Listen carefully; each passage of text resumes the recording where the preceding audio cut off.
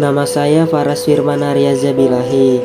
Saya lahir dan dibesarkan di kota Jakarta pada tanggal 26 Januari 2005. Saya adalah anak ketiga dari 3 bersaudara.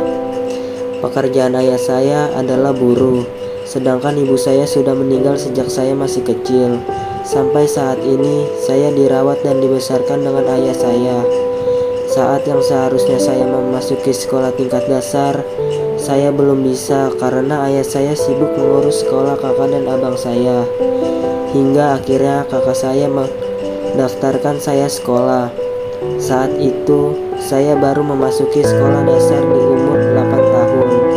Saya malu terhadap diri saya. Tetapi di sisi lain, saya merasa senang karena saya sudah memasuki sekolah dasar. Tiap berangkat sekolah, saya selalu saja terlambat. Keluarga saya selalu sibuk sehingga saya harus menyiapkan sendiri.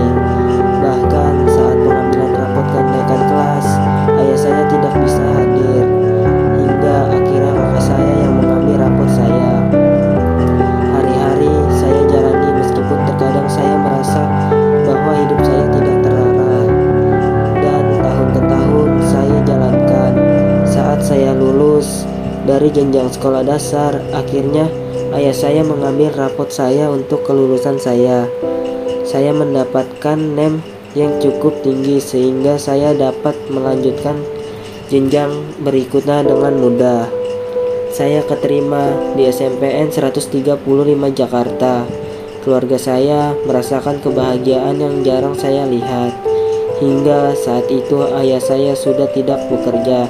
Kakak saya yang telah lulus menafkahi saya untuk terus sekolah.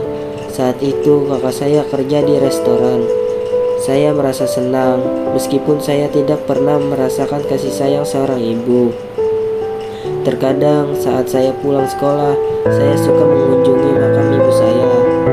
3 tahun berlalu hingga akhirnya saya lulus dari SMP. Bahkan nilai saya cukup memuaskan. Saya bisa mendaftarkan sekolah di SMKN 50 Jakarta dengan mudah. Saya mendaftar lewat jalur prestasi. Hingga sampai saat ini saya masih terus berusaha menjalankan hidup saya tanpa kasih sayang seorang ibu. Tetapi saya bangga mempunyai keluarga seperti ini.